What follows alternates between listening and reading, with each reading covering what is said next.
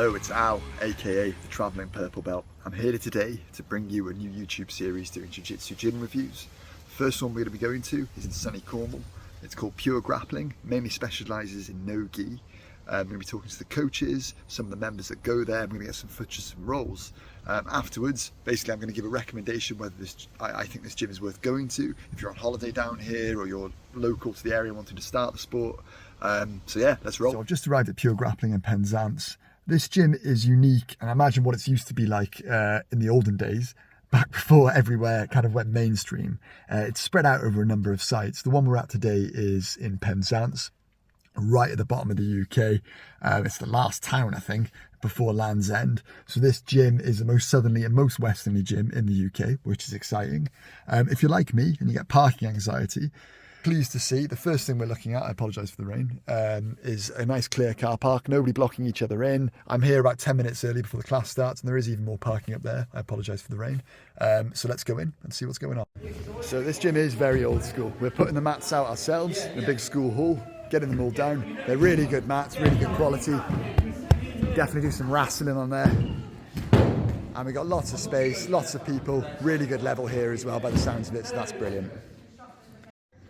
And facilities wise, got lots of toilets, got a shower here as well. So I'm here with Kev. You are the head coach of Pure Grappling. It's your gym. I guess so, yeah. Yeah, thank you very much for talking to me today. So I've got a few questions I'd like to ask you before we start the session. The first one I'd like to ask you really is, what is your lineage? And do you think it matters? Do you think that kind of dilution from the Gracies is important? I actually started with a book on Gracie Jiu Jitsu because back when I started there wasn't an internet and I didn't have online resources and things like that, so it's a case of me and a mate, and we bought a couple of smelly old judo gis and we just rolled around in the field, turning the pages of the book and seeing what worked, and that was how I started. Before YouTube? Yeah, so that's my Gracie lineage, or as far as it goes. Fair one. Do you think like it's a thing? Do you think it's relevant, like that kind of dilution people say about the further you get from the source, it matters? Or do you think it's bullshit? That's a good question, because I would have said no, but recently, probably in the last couple of years, I went through a stage of like trying to track down different coaches, and I tried to track down coaches that had been taught by Hickson. Yeah. And this material they were kicking out was different, and I did like it because it's more basic. Okay, so you think there is something there then, like? Yeah, I mean certainly in Hickson's case, like the connection, the body weight and things like that, he teaches it very well. Now he's got a format online where he can coach, then I've been on that, and again I picked up some things on that I haven't seen anywhere else, so there is something there. I mean, I trained, as you know, I trained in SBG, which was quite close to Hickson, Matt Thornton and stuff like that, and I do see what you mean. Obviously, I'll keep my own biases away from it. But I do think that Hickson Gracie specifically there is something there, that kind of top pressure getting was reflecting SBG, and I know that's where you started. Why do you think this gym is special, and why do you think you run it? Why do you run it the way you do? Why do you think it's relevant? When I started coaching, all I really wanted was just a few mates and training partners because I wanted to get better, and there was no one doing it. So I was like, well, you know, if I learn some moves and then get a couple other guys and learn some moves, and we'll kind of grow from there. I never really wanted more than about 5, 6, 7 students, because training partners really. And I just thought, well, you know, it's a small pool of knowledge. We should all just get better, train each other's weaknesses, and I just did it. So I enjoyed it. But I think that atmosphere is, you know, I obviously just do it for the love of the sport, and I think people can tell when they come in and train with us. A big one, and I think it's really relevant to this gym as well, because I know we predominantly do no-gi. Is the gi dead? I've trained very little in a gi, to be fair. I started with it a bit, I found it very restrictive, and then I basically thought, well, I've got probably 3 evenings a week I can coach, I'm just going to do what I enjoy. Fair one. I compete in a gi, and I've done all right. Not, you know, just okay locally.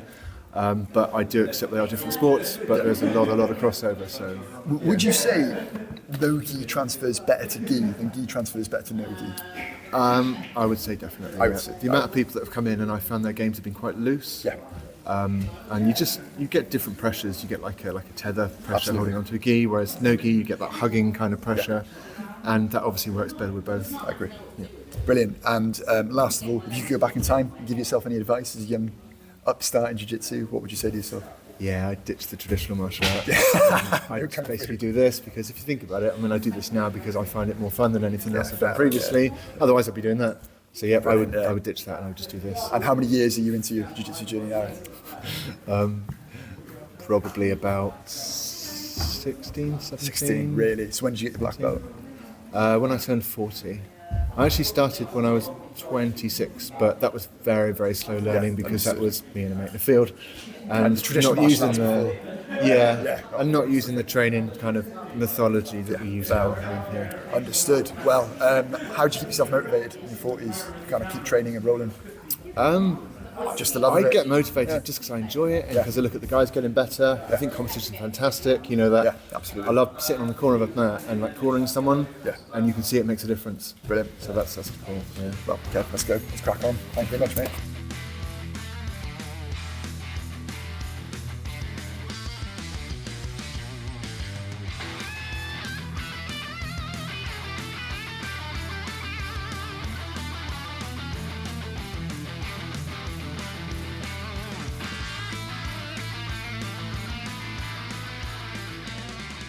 Why do you prefer doing nogi setting compared to a gi? I feel it's a lot more free. Yeah. Like in the gi, I feel like a lot more bit clunky and there's a lot of material in the way. Yeah, a lot of constriction. Whereas like nogi is faster. When you roll with people in the gi, because I know you have done that, do you find like you get on better than you should do for your level because you've done so much nogi here? I feel like my movement's better than people that have predominantly trained in the gi. Like guard passing and that sort of movement seems to be like a lot faster. But once someone's got a grip of you, it's hard, isn't it? Once it's someone's hard got to like. But then you could argue that's more of a safety, isn't it? Like, right, I've got them, they can't pass my guard, but they can't do anything either. So yeah, it's kind of stalling. Exactly, because you've got that better movement with the no-gi, maybe that little nuances make it a lot better. Yeah, I enjoy it more as well. That's the most just important quicker thing. and I'm not getting like collar checked in like places where I shouldn't be getting checked. Yeah, cool man, thanks so much. Cheers.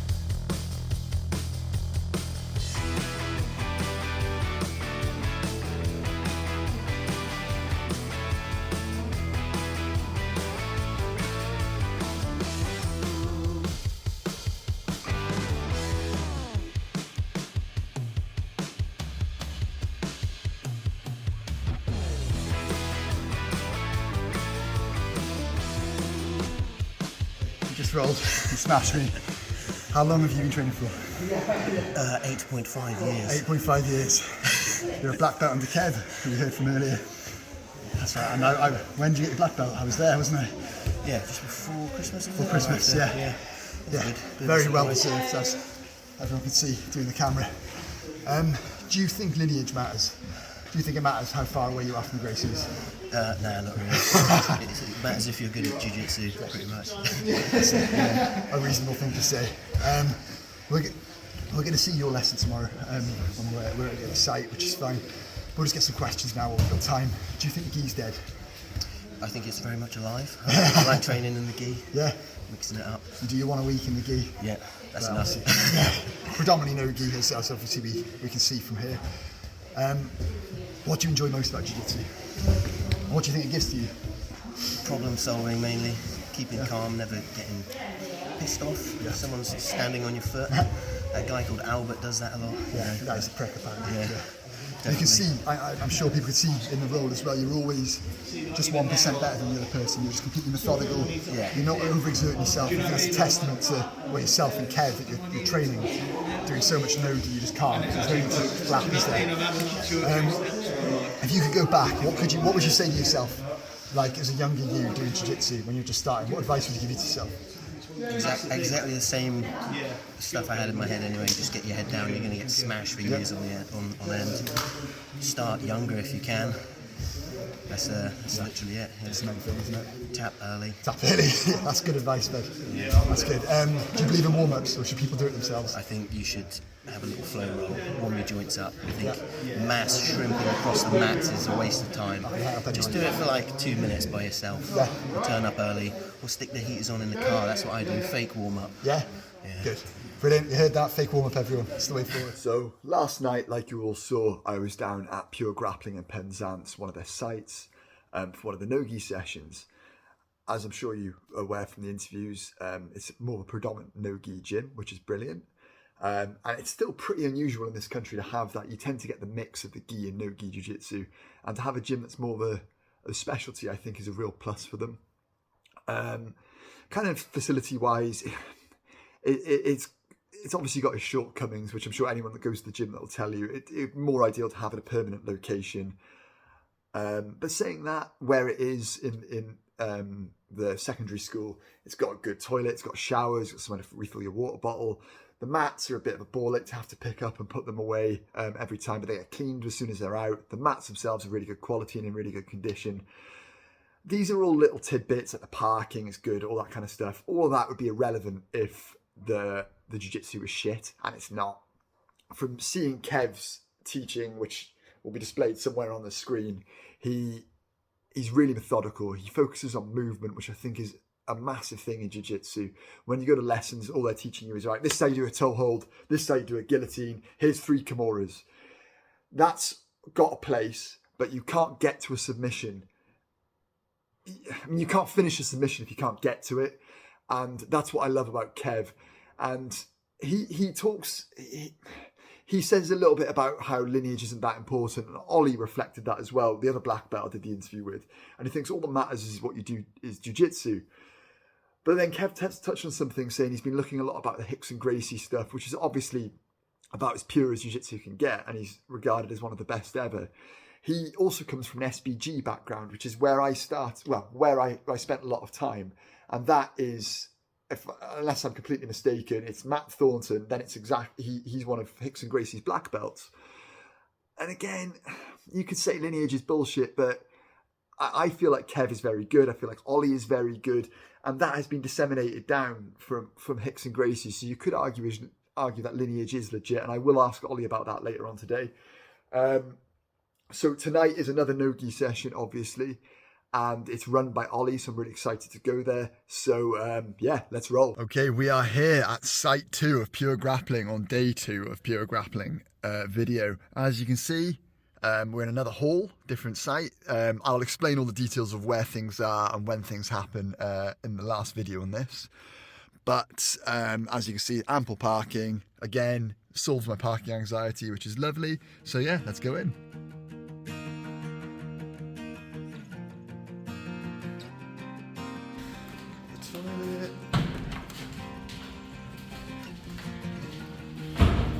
No shower this time, sadly, but standard kind of toilet, all good. So we're in another hall, brilliant stuff, everyone's putting the mats out. Same mats as we used the other place, all good for wrestling, nice and thick. We've got Alb back as well doing this. Hi Alb. Great stuff. All right, Ollie, we've just done your lesson here now, bud. Obviously we talked to you last night about everything. How do you pick the stuff you're going to teach today? I definitely kind of make it up. It's stuff that I've been trying, enrolling and developing a little bit. So it's stuff that I feel like I can do. Yeah. I won't just pick like a technique online and try and nail it like for the first time showing people. So it'll be stuff that I'm kind of like playing with and trying to get better at. I feel like if it is working, I'll show the guys and be like, I'm having a lot of success with this. Yeah. So stuff that I think is legit. I don't want to teach Aikido stuff. So. No offense to anyone that might do Aikido, it's bullshit, but that's fine. When you're like, do you plan a few weeks in advance to be like, right, I'm going to really work on like my turtle attacks that you did today?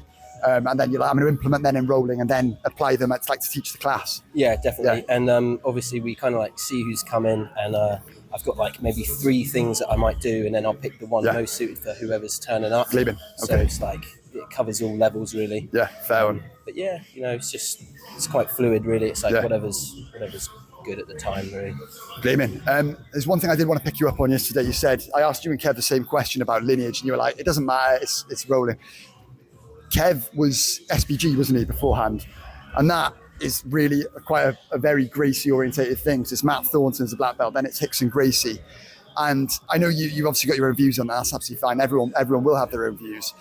But do you think it's a coincidence? Obviously, yourself's very good, Kev's very good, and it does come from that very good line of SBG. 100%. No, it was a bit of a joke comment. I think it's good that it comes from like a good source. Yeah.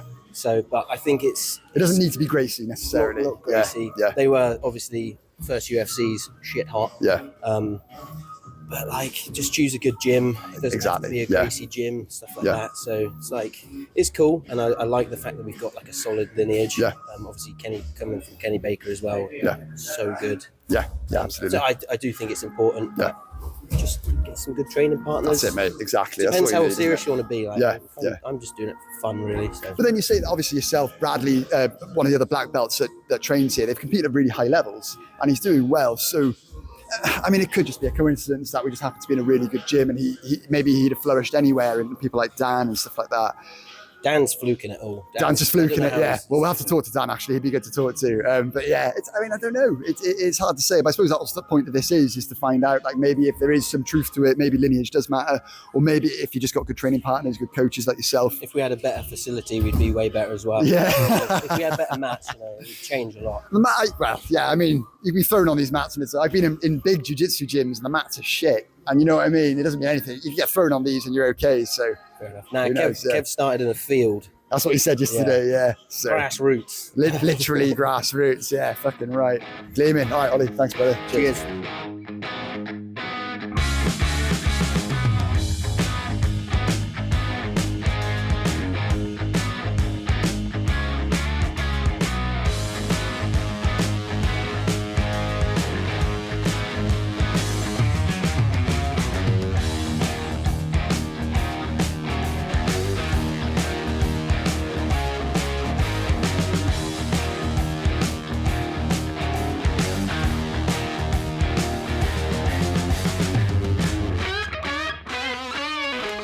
So, in conclusion, from the last 2 days attending Pure Grappling, the first thing I want to comment on is the coaching level.